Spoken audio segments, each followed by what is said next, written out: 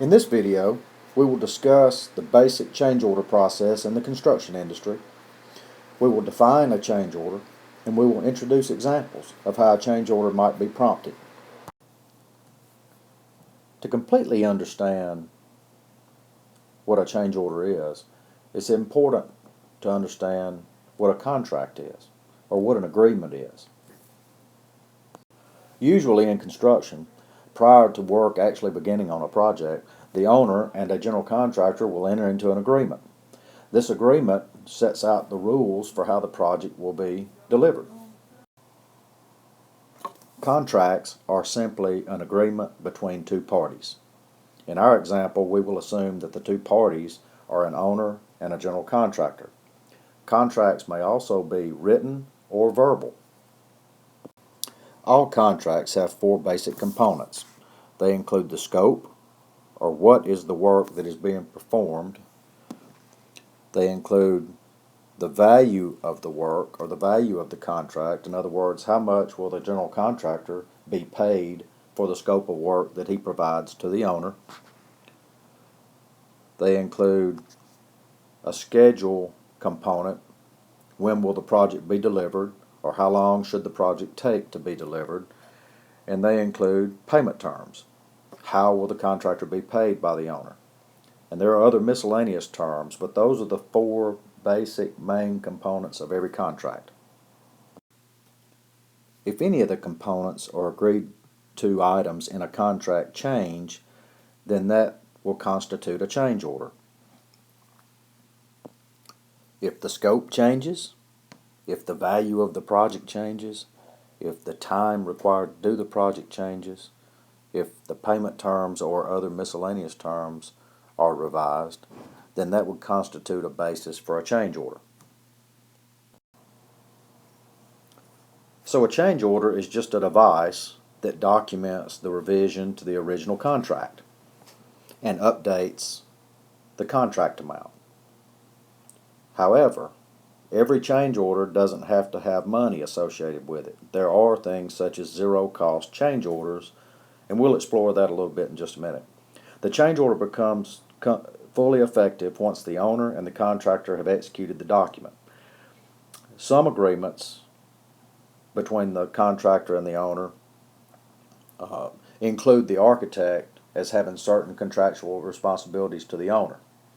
Sometimes those responsibilities include the architect signing change orders as well as the owner and general contractor, which is a bit odd because if you look at the basic contract agreements used across the country, usually there's not a place for the architect to sign those agreements. So it doesn't happen every time, but there may be a situation where the architect has to sign the change order to indicate that he agrees that in fact the change order is a change in scope. So let's look at an example of what might constitute a change order to an agreement between a contractor and an owner. Let's assume that there was a wall in the project that the owner had originally determined that he desired the wall to be painted blue. Let's further assume that sometime during construction, prior to the wall actually being painted, the owner decided that their preference would be to have the wall painted green rather than blue. The construction of the wall would not be revised, simply the color being applied to the wall would be changed. So what here needs to be documented in a change order? Well, obviously, since the wall had not yet been changed or painted, there's probably no cost associated with painting the wall green rather than blue. However, the original contract documents obviously included blue as the color required for that wall. So to document that change and to be sure that there's no disputes in the future concerning what the color of the wall should be, a zero-cost change order would be issued to document the color change from blue to green.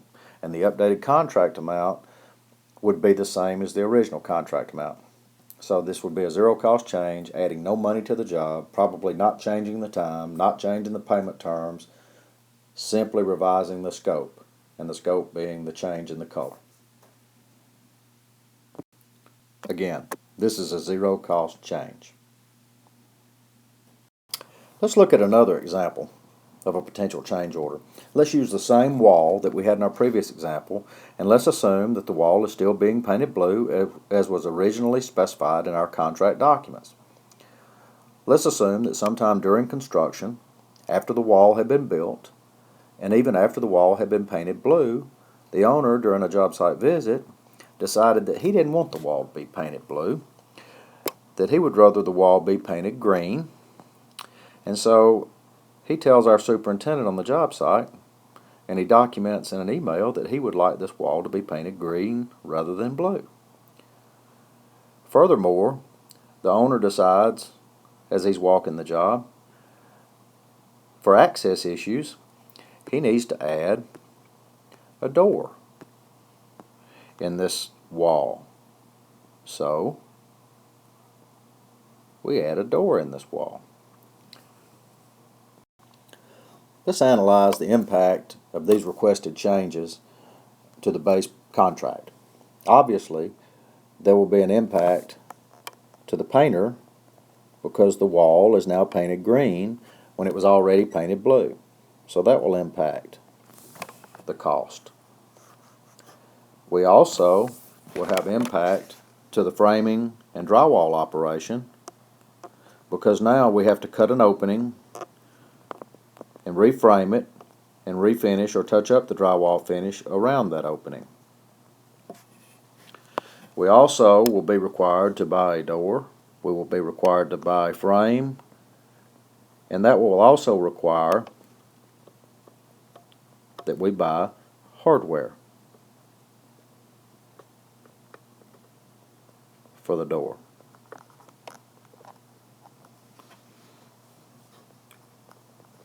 That will cost money. The framing and drywall work will cost money. Also, unless we're buying a pre-finished door, which will cost more money on the door vendor side, the painter will be required to put a finish on the door in the field. So that has impact. The next question we should ask ourselves when analyzing a change like this is, does this change impact the schedule or the overall time of the project? In other words, will the end date have to move because of this change? Well, obviously, if it impacts the critical path, it probably will. But that has to be taken and analyzed on a case-by-case basis. If you just look at this simple change in most projects, adding one door and painting one wall a different color probably won't impact the schedule unless it's on the last day of the job or unless the owner decides he wants to do this in 100 different places. But the point is that all these kinds of changes have to be analyzed individually and have to be looked at critically but fairly to determine whether or not the overall schedule is impacted. As a result of the requested revisions that we just reviewed, it's very likely that a change order would be issued that would document the revised scope, changing the wall from blue to green, and inserting a door into a wall that was already framed. It would document the dollars associated with that change, and it may or may not increase the scheduled time, but it would document 0 time change if that were the case. So it would document scope, dollars, and schedule. Payment terms would likely remain the same as would other miscellaneous terms. To review, a change order is a revision to the agreement between the owner and the contractor. The change order may either involve a change to the original scope, to the dollars that are involved in performing the work, to the schedule that was originally agreed upon, or to the payment terms or other miscellaneous terms that are included in the agreement.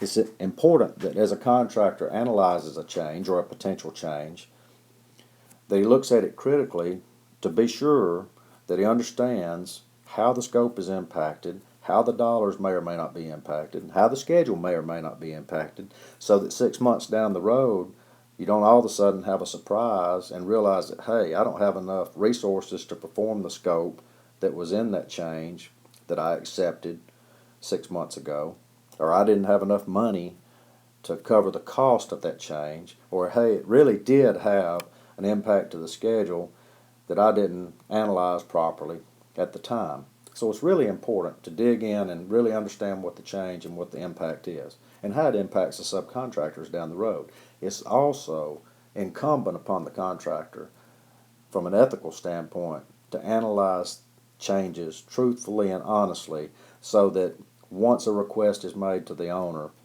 to update the scope or to increase the dollars on a project or to change and ask for more time on a project, that change really does impact those items.